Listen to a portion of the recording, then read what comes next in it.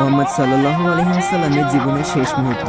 মাত্র 2 মিনিট চাচ্ছি সবার কাছে, এড়িয়ে যাবেন না। মোহাম্মদ সাল্লাল্লাহু আলাইহি ওয়াসাল্লামের জীবনের শেষ মুহূর্ত চলছে। হঠাৎ সেখানে একজন লোক এসে বললেন, সালাম, আমি কি ভেতরে আসতে পারি? ফাতেমা রাদিয়াল্লাহু তাআলা বললেন, দুঃখিত, আমার পিতা খুবই অসুস্থ।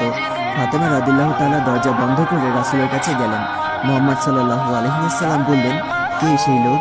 ফাতেমা বললেন, এই প্রথম আমি তাকে দেখেছি, আমি তাকে চিনি না। শোনো ফাতেমা, সে হচ্ছে আমাদের এই ছোট্ট জীবনের অবসানকারী ফেরেশতা আজরাইল। এটা শুনে ফাতিমার অবস্থা তখন ক্রন্দরত বোবার মতো হয়ে গিয়েছে। রাসূল সাল্লাল্লাহু আলাইহি ওয়াসাল্লাম বললেন, হে জিবরাইল, আমার উম্মতের কি হবে?